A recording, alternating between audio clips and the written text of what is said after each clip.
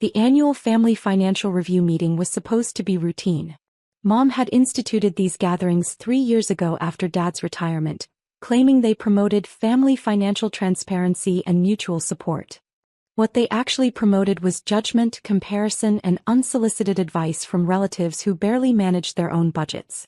This year's meeting carried extra significance because my sister Rachel had recently completed her MBA from Northwestern's Kellogg School of Management. She'd been dropping hints about her newfound financial expertise for months, suggesting that family members could benefit from professional-grade portfolio optimization strategies.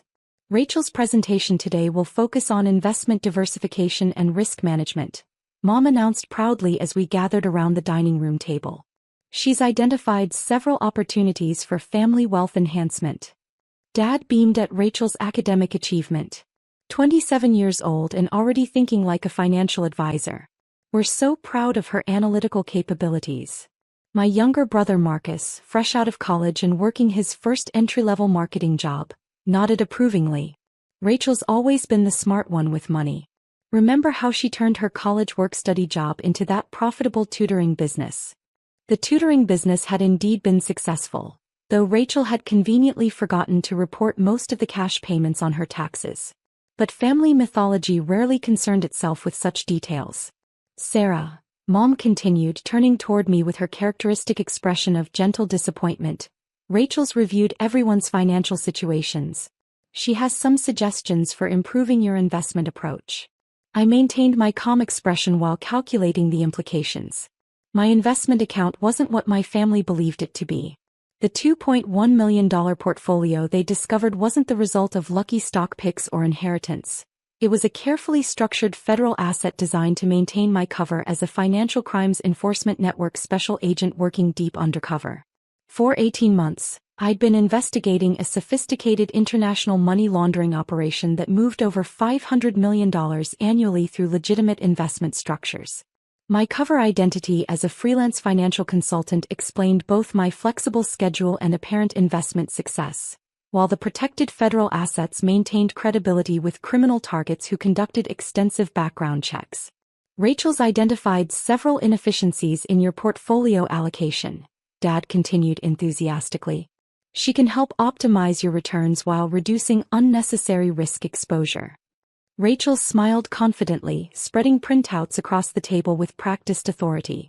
Sarah, I've analyzed your investment statements from the past 6 months.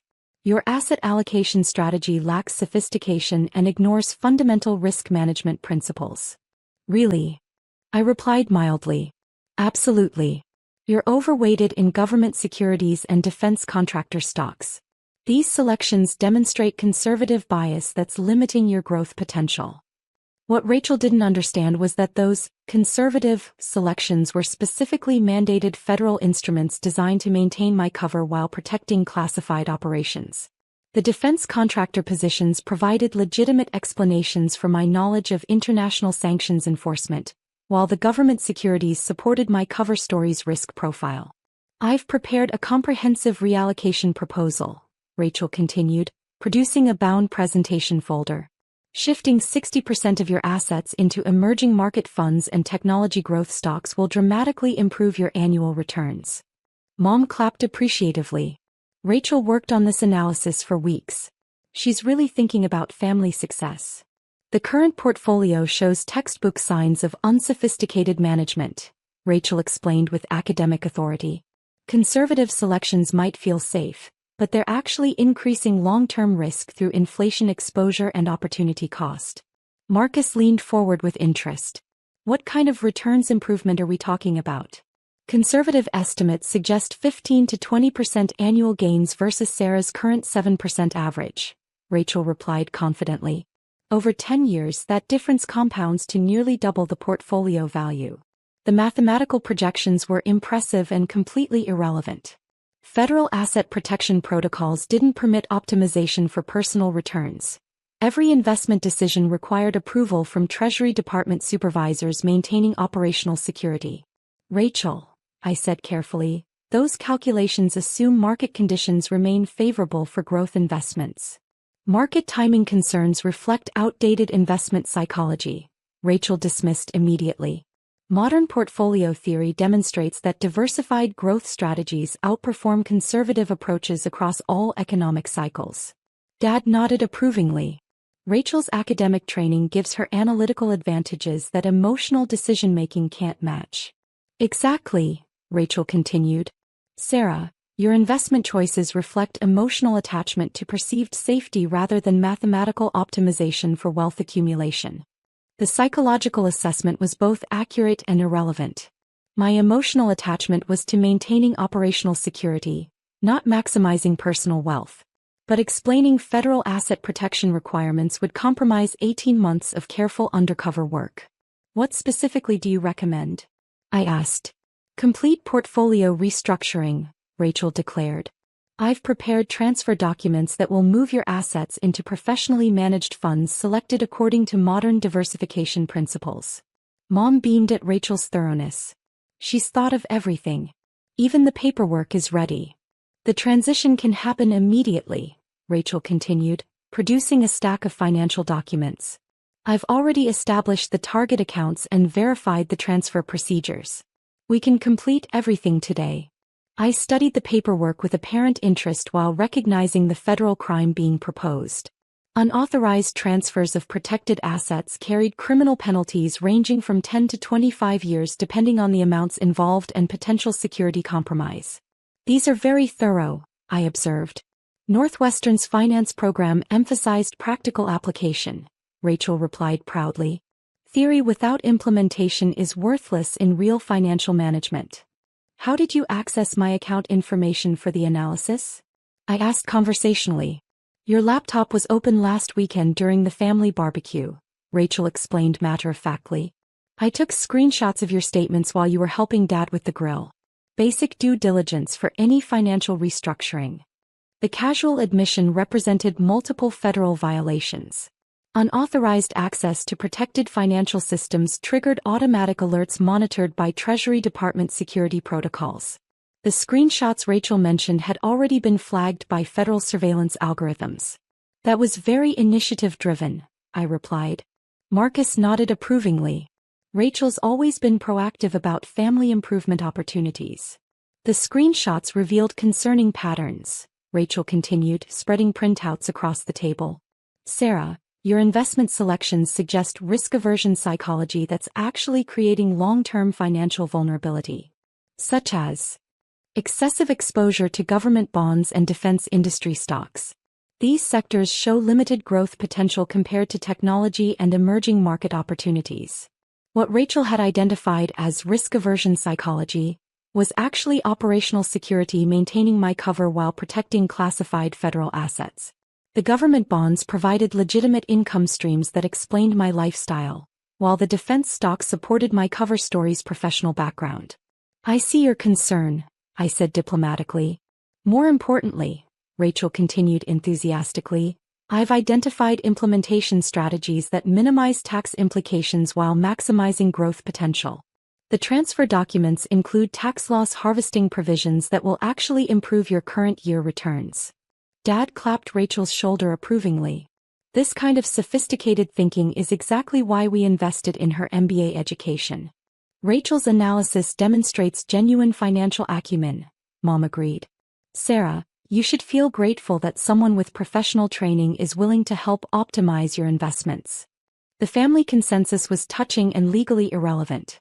Federal asset protection systems operated independently of family financial planning, MBA credentials, or optimization theories. When would you like to execute the transfers? I asked. Today if possible, Rachel replied immediately. Market timing suggests that emerging technology funds are currently undervalued. Delaying implementation costs money. I have all the authorization documents ready, she continued, producing another folder. Your digital signature on these forms will initiate the complete portfolio restructuring. I examined the documents with professional interest. Rachel had indeed prepared comprehensive transfer paperwork, comprehensive enough to constitute prima facie evidence of premeditated federal financial crimes. This is very detailed work, I observed. MBA programs emphasize thorough preparation, Rachel replied proudly. Successful financial management requires documentation that anticipates every contingency. What Rachel hadn't anticipated was that Treasury Department algorithms monitored protected accounts for precisely these kinds of unauthorized access patterns. The screenshots, the analysis, and the preparation of transfer documents had triggered multiple federal alert systems. "Dad, what do you think about Rachel's recommendations?" I asked. "Brilliant financial strategy," Dad declared immediately. "Rachel understands investment principles that most professionals never master. Sarah, you'd be foolish not to accept this kind of expert guidance." The MBA curriculum included advanced courses in family wealth management, Rachel added. "I specifically studied strategies for optimizing related party investment coordination." Mom nodded approvingly. "Rachel's education benefits the entire family. We're so fortunate to have professional-level expertise available for family financial decisions." "Marcus, do you have thoughts about portfolio restructuring?" I continued. "Rachel knows way more about finance than I do," Marcus replied immediately. "If she says these changes will improve returns, I believe her academic analysis over emotional decision-making." The family consensus was remarkably unanimous and completely irrelevant to federal asset protection protocols. "Rachel," I said carefully, "have you considered that some investment accounts might have special restrictions or monitoring requirements?" "All investment accounts are subject to standard SEC oversight," Rachel dismissed confidently. "Nothing in your portfolio suggests unusual regulatory constraints. These are basic publicly traded securities." The confidence was both impressive and incorrect. My portfolio's mundane appearance was specifically designed to avoid attention while maintaining federal protection requirements that extended far beyond standard SEC oversight. What if there were additional regulatory considerations? I asked hypothetically. "Like what?" Rachel challenged. "You're a freelance financial consultant, not a government employee or insider trading target. Standard investment rules apply to your situation." "I suppose you're right," I replied. Dad smiled approvingly. "Sarah, accepting Rachel's guidance demonstrates real family loyalty. Too often, pride prevents people from benefiting from superior expertise." "Exactly," Rachel agreed. "Emotional attachment to current investments reflects psychological biases that professional training helps identify and overcome." "When you put it that way," I said, reaching for the documents, "your recommendations make perfect sense." Rachel beamed as I examined the transfer authorizations. Northwestern's program emphasized implementation speed as a key factor in successful wealth management. Markets reward decisive action. "These documents authorize complete portfolio liquidation and reallocation according to your specifications?" I asked. "Correct. Everything transfers into professionally managed growth funds selected according to modern portfolio theory," Rachel confirmed. "And you're confident this approach will optimize returns while managing risk appropriately?" "Absolutely. Academic research consistently demonstrates superiority of diversified growth strategies over conservative approaches," Rachel replied with MBA confidence. "Well then," I said, setting down the documents and signed, "I suppose we'll see how modern portfolio theory handles federal asset protection violations." "What do you mean?" Rachel asked, her confidence faltering slightly. "Rachel, those screenshots you took last weekend triggered automatic alerts in Treasury Department monitoring systems. The investment account you want to restructure isn't my personal portfolio. It's a protected federal asset maintaining my cover identity." The dining room went completely silent. "You're what?" Mom whispered. "I'm a special agent with the Treasury Department's Financial Crimes Enforcement Network. I've been working undercover for 18 months investigating international money laundering operations. The investment portfolio you've analyzed is a federal asset designed to maintain my cover while protecting classified operations." Dad's face went pale. "Sarah, that's not possible. You're a freelance financial consultant." "That's my cover identity. My actual job involves infiltrating criminal organizations that move hundreds of millions in illegal proceeds through legitimate investment structures." Rachel stared at the transfer documents in horror. But these are just standard investment accounts." "No, Rachel. Those are protected federal assets monitored by Treasury Department security systems. Your unauthorized access, analysis and preparation of transfer documents constitute multiple federal crimes. Oh my God, Marcus breathed. The screenshots you took triggered alerts monitored by federal agents. The transfer documents you prepared provide evidence of premeditated financial crimes. And your MBA credentials won't help when Treasury investigators review your actions. Rachel's hands shook as she looked at the paperwork. I didn't know. We never would have. Federal asset protection systems don't recognize family exceptions or educational credentials, I continued calmly. Unauthorized access is unauthorized access regardless of intentions or MBA training. Mom started crying softly. Sarah, can you explain to them that this was a misunderstanding? Mom, I'm an undercover federal agent whose operational security was potentially compromised by Rachel's actions. My personal feelings don't override national security protocols. But we're family. Dad protested. And Rachel committed federal crimes that could compromise investigations targeting international criminal organizations.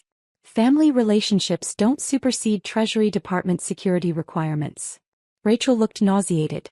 What kind of penalties are we talking about? Computer fraud, identity theft, and violations of federal asset protection statutes. Potentially 10 to 25 years depending on prosecution decisions and security damage assessments. 25 years? Rachel whispered. Federal sentencing guidelines don't consider MBA credentials or family relationships as mitigating factors, I replied. The dining room remained silent except for Mom's quiet crying. Sarah, Dad said finally, what happens now? Treasury investigators will review Rachel's actions and determine appropriate criminal charges. The comprehensive documentation she prepared will serve as evidence of premeditated criminal intent. Can you help her? Can you explain that this was family financial planning? Mom pleaded. Mom, I'm an undercover federal agent sworn to protect national security assets from unauthorized access. Those obligations don't have family exceptions. Rachel stared at the transfer documents with growing horror. My career. My MBA. Everything's ruined. Rachel, you attempted to liquidate $2 million in protected federal assets after conducting unauthorized surveillance of Treasury Department operations. Yes, your career prospects are significantly compromised. But I was trying to help, she protested. Federal prosecutors evaluate criminal actions, not good intentions. The evidence demonstrates sophisticated financial crimes regardless of your motivations. Marcus looked confused. Sarah, are you really a federal agent? Yes, Marcus. I've been investigating money laundering operations while maintaining a cover identity as a freelance financial consultant. Why didn't you tell us? Dad asked. Because undercover operations require complete compartmentalization. Even from family. We're so proud of you, Mom said through her tears. Thank you. But pride doesn't eliminate the criminal charges Rachel faces. Rachel buried her face in her hands. Northwestern MBA, and I'm going to federal prison for financial crimes. Federal prosecutors will make charging decisions based on security assessments and criminal evidence. Your educational background is irrelevant to those calculations. Sarah, please, Dad begged. Isn't there something you can do? Dad, Rachel's actions threatened national security operations targeting international criminal organizations. My personal feelings about family don't override those obligations. But we didn't know. Mom protested. Federal asset protection systems operate regardless of knowledge or family relationships. Unauthorized access triggers criminal penalties automatically. Rachel looked up with desperate hope. What if I withdraw the transfer documents? What if we pretend this never happened? Rachel, Treasury Department algorithms already flagged your activities. Federal investigators are probably reviewing your case right now. Oh God. The screenshots, the analysis, the transfer preparation, everything's documented in federal monitoring systems. You can't withdraw evidence that's already been collected. Dad stood up abruptly. I'm calling our lawyer. Dad, call Attorney General Patricia Morrison's office instead. Tell them you need federal criminal defense for asset protection violations. Asset protection violations? He repeated numbly. Rachel committed serious federal crimes that could result in decades of imprisonment. Family lawyers won't have relevant experience with Treasury Department prosecutions. Rachel started crying. My whole life is over. Rachel, you prepared documents to steal $2 million in protected federal assets. Yes, the consequences are severe. I was trying to help the family. You were committing federal financial crimes. The prosecutors won't care about your intentions. My secure phone buzzed with an incoming message. I glanced at the screen and saw the expected alert. Asset protection breach detected. Report to headquarters immediately for security debriefing. I have to go, I announced, standing from the table. Where? Mom asked frantically. Treasury Department headquarters. My cover's been compromised, so I need reassignment to non-undercover operations. Sarah, wait. Rachel called desperately. Can't you at least try to help me? I turned back to face my family one final time. Rachel, you used unauthorized access to conduct surveillance of federal operations, then prepared documents to steal protected assets. Those are serious crimes regardless of our family relationship. But I'm your sister. And I'm a Treasury Department agent sworn to protect national security. Those obligations don't have sister exceptions. Please. Rachel, federal investigators will contact you within 48 hours. Cooperate completely and hope that your lack of criminal history influences the prosecutor's charging decisions. What should we do? Dad asked desperately. Call the attorney I mentioned. Don't discuss this situation with anyone else.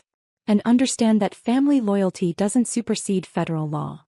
I gathered my things and headed toward the door, leaving behind 18 months of careful cover maintenance and a family that finally understood why I'd always been so calm about financial matters. Rachel's MBA had indeed provided valuable education about modern portfolio theory. The lesson about federal asset protection violations would prove even more instructive. Justice operated independently of academic credentials, family relationships, and good intentions. And Treasury Department agents followed security protocols regardless of personal cost. The annual Family Financial Review had achieved unprecedented transparency after all.